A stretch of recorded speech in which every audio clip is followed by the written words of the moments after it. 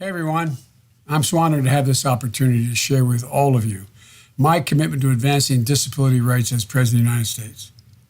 And I want to thank the American Association of People with Disabilities and the Rev Up Network for the determination and commitment you bring to elevating these issues to our national conversation. Here's what I think it comes down to. Everyone is entitled to a life of dignity and opportunity. And it's incumbent on all of us to ensure that everyone can participate fully in our society. I've been with you in this fight for a long time. My first year in the United States Senate, we passed the Rehabilitation Act of 1973. In 1988, the Fair Housing Amendments, which literally helped open doors for those with disabilities.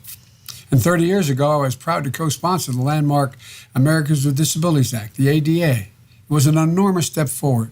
It demonstrated that we could accomplish big things, that Democrats and Republicans could work together to make life better for millions of Americans. 30 years on, the work of full participation isn't finished yet. You know, I've made building a more inclusive and more resilient middle class the cornerstone of my campaign. And only this time we're going to make sure everyone comes along. That's why I've released a comprehensive plan for full participation and equality for people with disabilities. Everyone should be able to live independently in their chosen communities, to enrich our society with their talents and their contributions. That means aggressively enforcing the civil rights of people with disabilities, safeguarding against any efforts to weaken the ADA.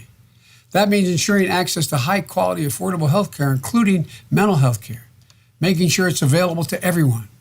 That means expanding competitive, integrated employment and educational opportunities for people with disabilities.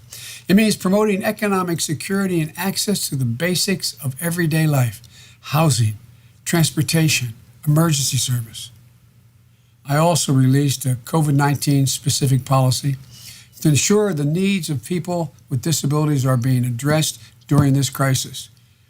We need to make sure that healthcare isn't rationed and fully enforce non-discrimination protocols and protections throughout our recovery.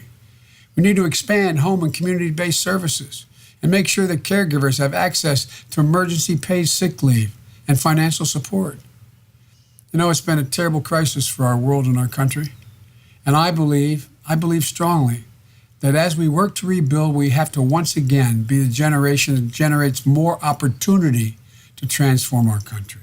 I want to thank you again, AAPD, as well as Rev Up, the entire network. Thank everyone in the disabilities community for your advocacy and your leadership over so many years to push the nation, our nation, to a more equitable society. That's what we must be, a more equitable society.